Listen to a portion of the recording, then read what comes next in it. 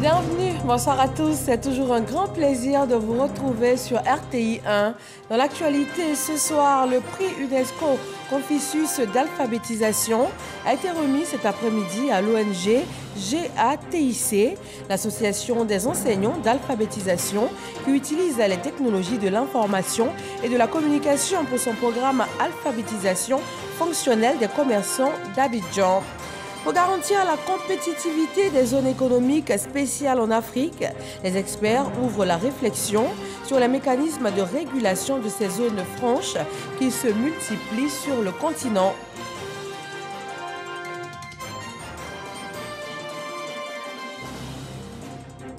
Nous irons voir dans ce journal une curiosité dans le village de Maké, département de Grand Laou.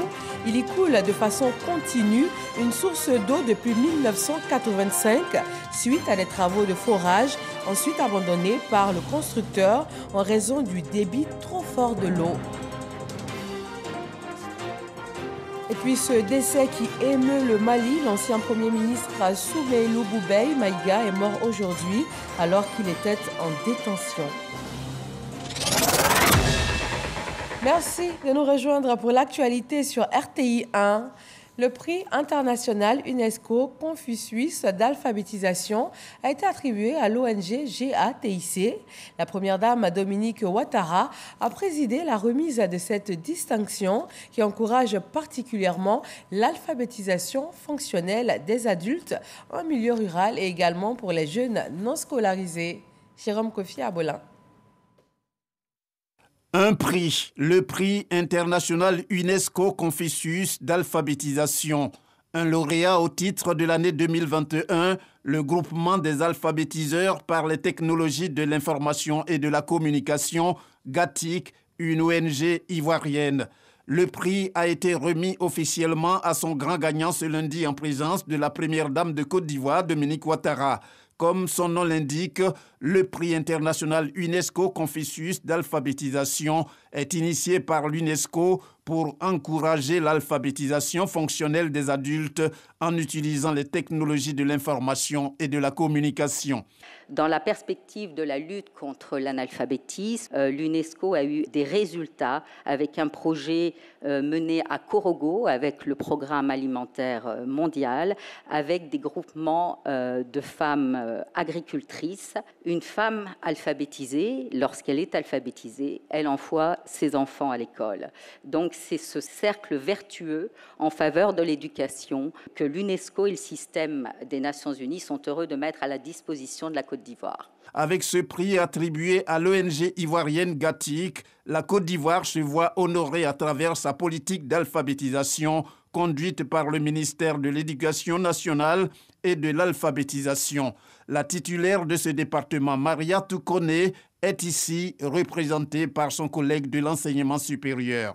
La présente rencontre nous offre l'occasion de réaffirmer l'engagement de l'État de Côte d'Ivoire à veiller à ce que d'ici à 2030, tous les jeunes et une proportion considérable d'adultes, d'hommes et de femmes sachent lire, écrire et compter conformément à la cible 4.6 de l'ODD 4. Conformément à cette cible, mon département ministériel, qui s'inscrit dans la logique du développement du capital humain dont la Côte d'Ivoire a besoin pour transformer structurellement son économie, est résolument engagé à promouvoir la littératie et la numératie. Ainsi, à travers sa stratégie nationale d'alphabétisation, il déploie des centres d'alphabétisation prenant principalement appui sur le réseau des écoles primaires répartis sur l'ensemble du territoire national. En tant que marraine, la première dame de Côte d'Ivoire, Dominique Ouattara, s'est félicitée de la tenue de cette cérémonie. L'importance de l'alphabétisation n'est plus à démontrer. C'est pourquoi je soutiens toutes les actions de promotion de l'alphabétisation, au nombre desquelles le prix international UNESCO Confucius d'alphabétisation, initié par l'UNESCO, qui encourage particulièrement l'alphabétisation fonctionnelle des adultes en milieu rural et des jeunes non scolarisés en utilisant les nouvelles technologies. En ce qui me concerne, avec ma fondation Children of Africa, j'accorde une attention particulière à la scolarisation de nos enfants afin que plus tard, ils ne soient pas confrontés au handicap de l'analphabétisme, mais surtout qu'ils puissent aspirer à un bel avenir. Le prix international UNESCO Confucius d'alphabétisation a été créé en 2005 avec le soutien du gouvernement chinois. Pour l'édition 2021, le lauréat part avec une enveloppe d'une valeur de 15 millions de francs CFA, une médaille et un diplôme. Hier, dimanche 20 mars, la journée internationale de la francophonie a été célébrée. En Côte d'Ivoire, les festivités ont eu lieu à l'Institut des sciences et techniques de la communication, ISTC Polytechnique. Les échanges ont porté sur les enjeux de l'utilisation du numérique en Côte d'Ivoire. Serge Coléa. Tribune de promotion de la langue française, la journée internationale de la francophonie reste fidèle à sa tradition. Ce dimanche 20 mars 2022, Konaté Alima, lauréate du prix de la meilleure oratrice, et Kwadio Eli, vainqueur du concours de dictée, ont été distingués. Avec eux, une quinzaine d'autres élèves. La secrétaire générale par intérim de la Commission nationale de la francophonie, Bernice Nguessan, a félicité les responsables du collège moderne Abobo PK18 pour leur implication dans cette activité majeure de la Journée internationale de la francophonie 2022. Elle souligne l'intérêt du thème choisi cette année, à savoir les enjeux de l'utilisation du numérique en Côte d'Ivoire. Son Excellence Marie-Yvette Kolokou, ambassadeur du Cameroun en Côte d'Ivoire, salue au nom du groupe des ambassadeurs francophones ces différentes activités qui marquent la Journée internationale de la francophonie. Le ministre de l'économie numérique, des télécommunications et de l'innovation, Roger Adom, a représenté son collègue de la communication, des médias et de la francophonie. Maîtriser les enjeux du numérique, c'est maîtriser le futur, comme on dit. C'est pourquoi le ministère de l'économie numérique, de la télécommunication et de l'innovation, avec le président de la francophonie, se sont engagés dans la promotion d'initiatives visant à sensibiliser et à former les jeunes. Débuté le 14 mars dernier, l'édition 2022 de la Journée internationale de la francophonie se tient jusqu'au 31 mars prochain. Une série d'activités pour marquer le trait d'union entre les 88 pays membres de l'Organisation internationale de la francophonie. En économie, des experts se sont retrouvés à Abidjan, la capitale économique ivoirienne, pour travailler sur les mécanismes de régulation pour les zones économiques spéciales. Elles sont de plus en plus nombreuses sur le continent africain, mais affichent jusque-là un bilan mitigé. Lancine Bakayeko. Aujourd'hui, l'Afrique compte 237 zones économiques spéciales. Ce sont des espaces qui bénéficient d'incitations fiscales douanières et de procédures administratives simplifiées par rapport au reste du territoire. Malheureusement, ces zones économiques spéciales ne sont pour l'instant pas parvenues à industrialiser les économies du continent. Beaucoup de pays africains ont adopté les zones économiques spéciales comme des outils stratégiques en matière de développement industriel. Et aujourd'hui, avec l'entrée en vigueur de la ZLECAf, la question de la performance et de l'impact économique de ces zones économiques spéciales se pose. Pouvoir échanger avec les autres experts des pays africains venant notamment du Maroc, de la Tunisie, permet justement aux experts ivoiriens qui travaillent sur ces questions de pouvoir mieux capitaliser les expériences des pays qui ont des exemples assez réussis dans ce domaine. Objectif : attirer des investissements étrangers et développer des secteurs d'activité variés. L'État s'engage ou investisse dans le développement de ces zones économiques spéciales et particulièrement pour ce qui nous concerne dans le développement des zones industrielles, mais c'est de faire en sorte que ces zones aient un véritable impact sur la croissance économique, sur la création d'entreprises et sur la création bien évidemment d'emplois et de richesses. Pour développer ces zones économiques spéciales, la Côte d'Ivoire ne manque pas d'arguments. Un bassin de main-d'œuvre abondante offrant une vraie compétitivité, ainsi que le raccordement aux infrastructures logistiques et énergétiques. Enfin, la proximité avec les matières premières. Un autre secteur qui se performe en Afrique, celui de la bourse. La Bourse régionale des valeurs mobilières, BRVM, se dote d'un code de bonne gouvernance. Le document a été adopté ce mardi par les acteurs du marché financier dans l'objectif d'accroître la performance des entreprises cotées. Lancine Bakayeko. Ce code de gouvernance, un document de 38 pages et 5 annexes, un puissant levier de performance pour les entreprises, mais surtout un grand pas dans le processus de maturation de la Bourse régionale des valeurs mobilières. Ce code reflète l'appropriation par notre écosystème de la réalité incontournable que constitue aujourd'hui la gouvernance, entendue comme une combinaison de dispositions législatives et de mesures non contraignantes destinées à juguler les pratiques à risque dans une optique d'efficacité et de développement durable. Une gouvernance d'entreprise codifiée pour les sociétés faisant appel public à l'épargne, un gage de crédibilité, de transparence, également un argument de compétitivité du marché boursier, selon les commanditaires du document. La mise en place, à terme, d'un mécanisme de reporting par rapport à la conformité au code sera un outil additionnel de nature à renforcer le processus d'adhésion et d'application de ce code. Nous ne pouvons qu'encourager la BRVM à aller dans ce sens et nous serons heureux de vous accompagner dans ce processus de sensibilisation, d'appropriation et d'application. Cette démarche novatrice porteuse d'attractivité comporte 11 principes clés, des standards internationaux autour des questions liées essentiellement à la qualité de l'information financière, l'organisation, l'éthique et la déontologie. Le code de gouvernance des entreprises constitue non seulement un outil de renforcement et de contrôle de la gouvernance de nos entreprises, mais aussi un baromètre de la maturité de notre place financière. Aujourd'hui, la Bourse régionale des valeurs mobilières, c'est 33 sociétés cotées.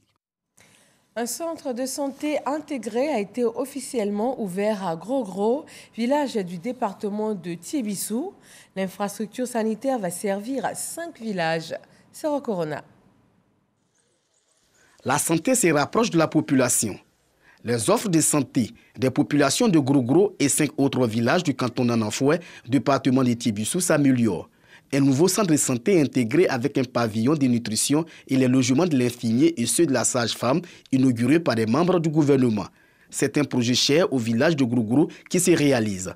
Mes sentiments de gratitude et de reconnaissance à l'égard du président Alassane Ouattara et son gouvernement qui ont bien voulu mettre à la disposition de nos parents un outil de développement. Quand vous avez vos parents,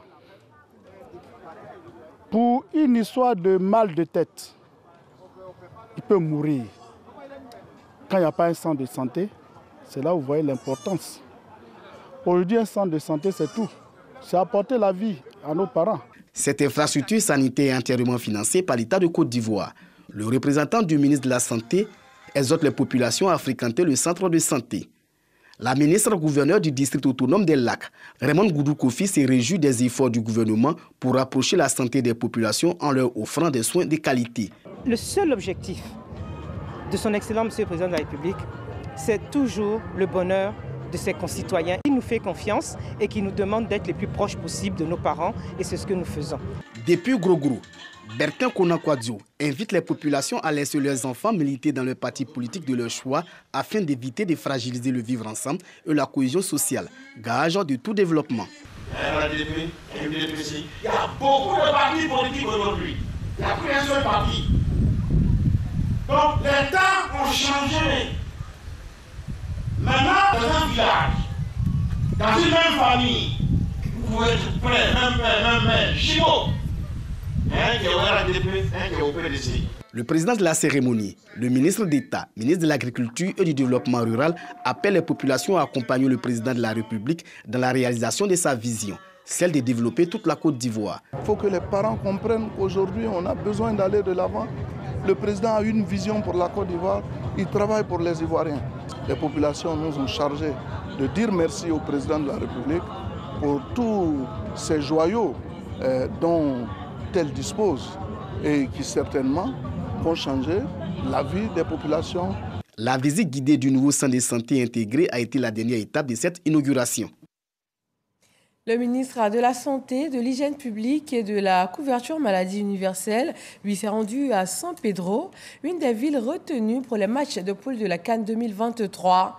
Il y a visité le chantier de l'hôpital général qui devient un centre hospitalier universitaire. L'inauguration est annoncée pour les tout prochains jours. Sam Conan. Le ministre de la Santé, de l'Hygiène publique et de la couverture maladie universelle en visite du travail au CHU, Centre hospitalier universitaire de San Pedro. Pierre Demba, accompagné de son collègue ministre, Félix Anoblé, maire de la commune, s'est rendu dans les 14 blocs équipés de matériel et d'un plateau technique de dernière génération. 2%, c'est le taux d'exécution des travaux restants. Initialement prévu pour être un hôpital général, l'édifice sanitaire est transformé en centre hospitalier universitaire et va être inauguré dans les semaines à venir.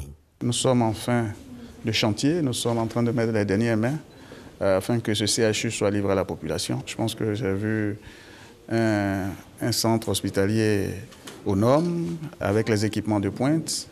Nous sommes en train de passer en revue les dernières finitions pour s'assurer que aussi bien le matériel que les fluides médicaux, qui sont des équipements importants pour le bon fonctionnement de l'hôpital, sont en place. Surtout qu'il s'agit de San Pedro, l'une des villes importantes de notre pays, qui va accueillir davantage de monde. Donc il faut vraiment doter cette ville d'un CHU digne de son nom avec les équipements qu'il faut. Le ministre Pierre Demba et sa délégation ont également visité les travaux de rénovation et de réhabilitation du centre hospitalier régional. Des travaux qui connaissent un retard, a constaté le ministre de la Santé, de l'Hygiène publique et de la couverture maladie universelle. Direction le village de Maké, dans le département de Grand Laou. Il y coule une source d'eau réputée intarissable. Depuis 1985, cette eau coule en abondance et en permanence dans le village, suite à des travaux de construction d'un forage, finalement abandonné en raison du débit trop fort de l'eau. Didier Nguesson nous conduit sur place. La lagune Tagba, salubre, est longée par une ripisylve, cette forêt en bordure d'eau avec sa diversité végétale. Elle ceinture la presqu'île de Maké, village d'Ida situé à une vingtaine de kilomètres de Grand Laou. Un écosystème que même la science hydraulique a eu du mal à dompter. Ce forage en est le symbole. Construit en 1985, l'eau y coule depuis 37 ans sans discontinuer. L'ouvrage, abandonné depuis par la société de forage à cause du fort débit de l'eau, est une aubaine pour les villageois. On peut préparer. Bon, il y a certains qui boivent ça. Quand c'est peu salé, nous on va à la source pour boire. Sinon, il y a certains qui boivent ça. On n'utilise plus beaucoup pour se laver. Bon, au fait, c'est du gâchis au moins. C'est du gâchis parce que s'il y avait un moyen, on pouvait arrêter ça et puis quand tu viens puiser, tu peux ouvrir le robinet et puis fermer. Mais ça, avant, ça coulait un peu plus fort que ça. Maintenant, au fur et à mesure que les années passent, ça commence à diminuer. Apollos a connu la fontaine étant enfant. Les années se sont écoulées autant que l'eau a coulé. Aujourd'hui, père de famille, il relate l'histoire de ce point d'eau. Ils ont envoyé des machines. La machine de la société Foraco a venu creuser pour trouver l'eau. Maintenant, puisque l'eau était trop abondante, ils n'ont pas pu créer en fontaine. Donc, ils ont laissé le mécanisme comme ça, se créer, fonctionner lui seul, jusqu'à ce que la pression diminue jusqu'à aujourd'hui. Avant, la pression était plus forte que celle-là. Donc, c'est comme ça, depuis 1985 jusqu'à aujourd'hui. On ne pouvait pas arrêter parce qu'on dit la pression de l'eau est trop forte. Si on arrêtait, ça allait péter la cour. Aucune société n'est venue faire l'entretien jusqu'à aujourd'hui. C'est nous-mêmes qui faisons notre entretien. Consommation, cuisine ou lessive, cette eau de forage sert à tout. Elle semble incolore, inodore et sans saveur. Les qualités d'une eau potable. Mais l'est-elle vraiment? Sa consommation présente-t-elle un risque pour les villageois? Contacté par la RTI, l'Office national de l'eau potable, ONEP, a dépêché ses techniciens sur le site. Des prélèvements ont été effectués le 27 janvier dernier et le laboratoire d'analyse et du contrôle de la qualité de l'eau a conclu que l'eau du forage de Maké respecte les normes de l'OMS. elle est potable, en tout cas d'un point de vue physico-chimique que bactériologique. Donc c'est une eau en réalité qui peut être consommée sans danger. Comment se présente la nappe souterraine de la région des Grands Ponts en général et celle de Maké en particulier? C'est une nappe qui est généralement assez bonne, facile d'accès. Il semble que nous sommes en présence d'un phénomène dit une nappe artésienne, c'est-à-dire que cette eau-là, elle sort de terre sous pression. Ça, on va avoir besoin spécialement d'être pompé. Peut-on considérer comme un gaspillage l'écoulement 24 heures sur 24 de cette eau? On ne peut pas véritablement parler de gaspillage. Bon, dans la mesure où cette eau-là, elle est quand même consommée par les populations qui sont à côté. Faire en sorte que cette eau-là soit récupérée, soit, n'est-ce pas, stockée. Faire peut-être un château d'eau qui puisse servir je dirais, les localités avoisinantes. Le ministère de l'Hydraulique, dans le cadre du programme social du gouvernement, envisage un usage au bénéfice de plusieurs villages de l'infrastructure hydraulique de Maké. Et nous quittons le village de Maké à Grand-Lao pour Lakota dans le Lodjibois. Le conseil municipal a tenu sa toute première réunion 2022. Une session bilan au titre de l'exercice budgétaire passé avec une projection sur les investissements nécessaires pour un mieux-être de l'habitant, améliorer les conditions de vie des populations. C'est l'objectif. Mahama Traoré.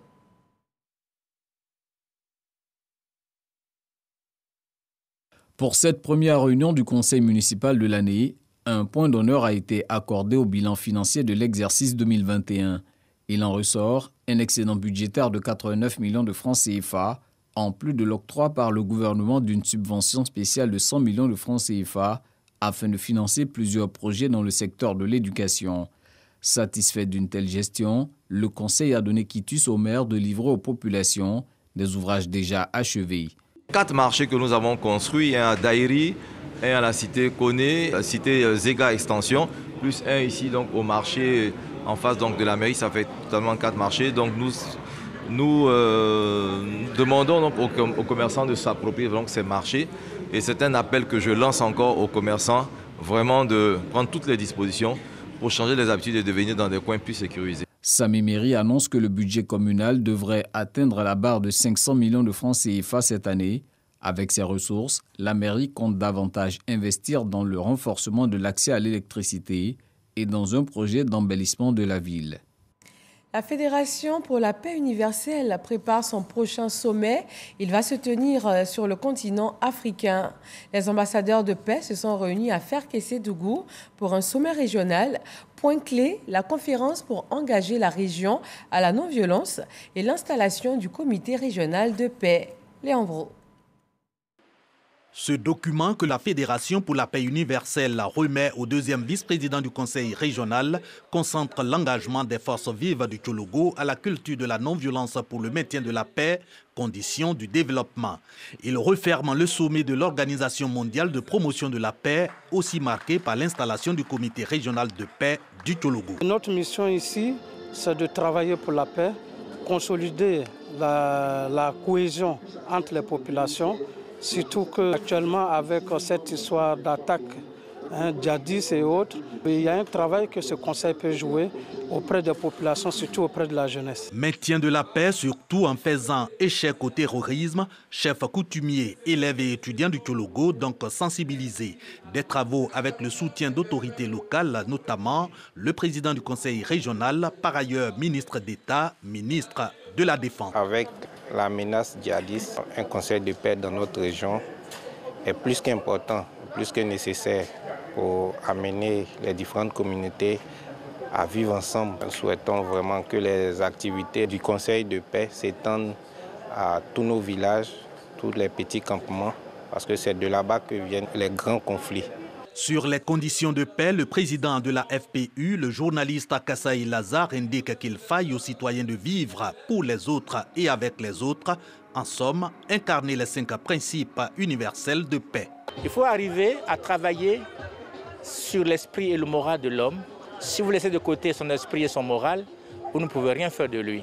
Que la famille que nous avons créée aussi nous-mêmes soit vraiment précieuse comme la prunelle de nos yeux. Parrainé par le ministre de l'Enseignement supérieur et de la Recherche scientifique, le sommet de la Fédération pour la paix universelle pour la région du Tchologo est placé sous le patronage du ministre d'État, ministre de la Défense. Bonjour Tour 2022 nous conduit dans la capitale française. L'émission humoristique de la RTI a rencontré à Paris un public chaleureux et conquis. Les Ivoiriens vivant au pied de la Dame de Fer n'ont pas boudé leur plaisir. Parga Sorokone est notre envoyé spécial à Paris. Paris, rue Saint-Victor dans le 5e 24, la maison de la mutualité surchauffée. C'est que les humoristes de Bonjour, émission humoristique de la RTI, sont en pleine prestation. Sur le podium, ils tiennent le public parisien en haleine. La beauté d'une femme, c'est le cœur.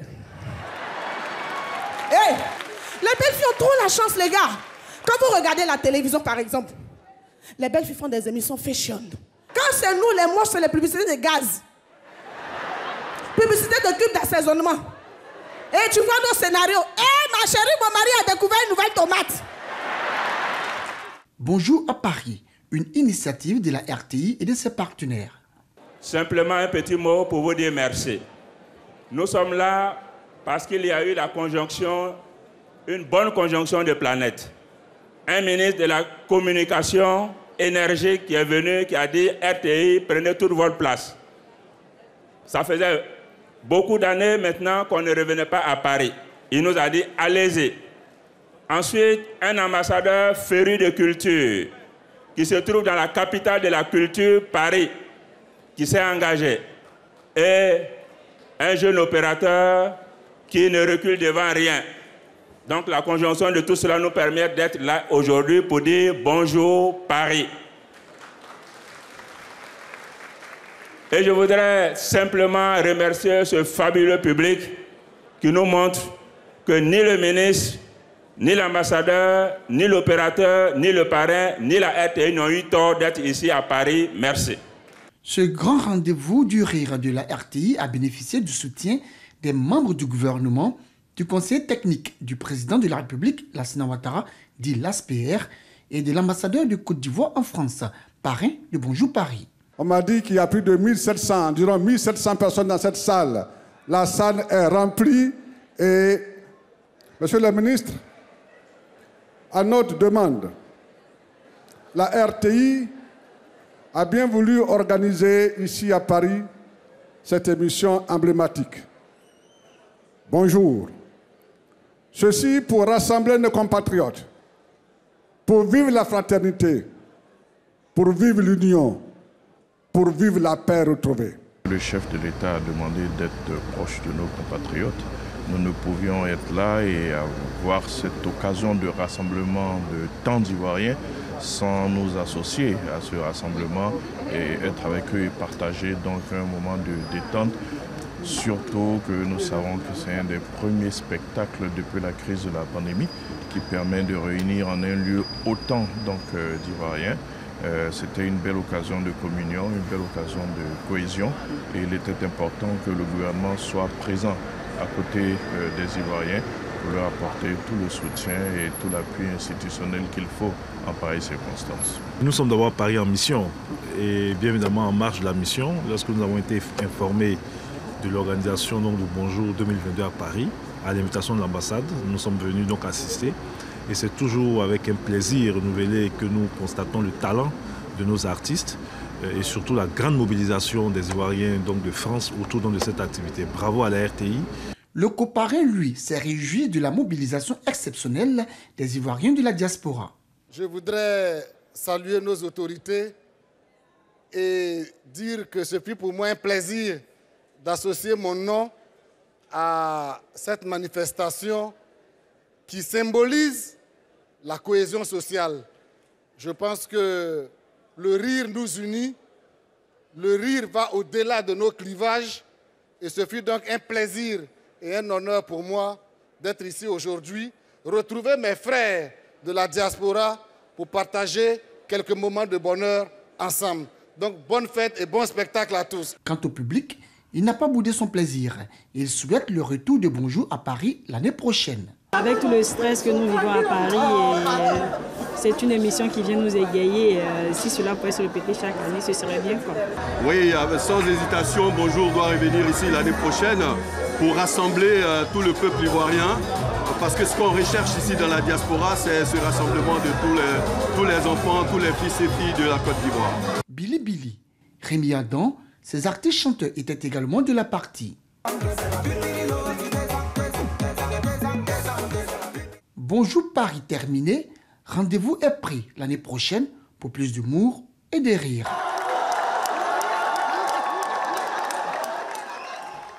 Et puis, on va terminer ce soir au Mali, où l'ambiance est tout autre, l'atmosphère est lourde. L'ancien Premier ministre Soumeilou Boubèye Maïga est décédé aujourd'hui à Bamako. Accusé de corruption, il avait été arrêté puis placé sous mandat de dépôt en août dernier. Depuis, son état de santé s'est profondément dégradé. Suite à une précédente hospitalisation, une évacuation sanitaire avait été demandée par ses médecins traitants et sa famille, mais elle n'a pas été accordée par les autorités de transition. Et c'est tout pour ce 20h. Merci de l'avoir suivi. Retrouvez à 23h Régis Kofi. Et moi, je vous dis à demain, 20h. Bonsoir à tous.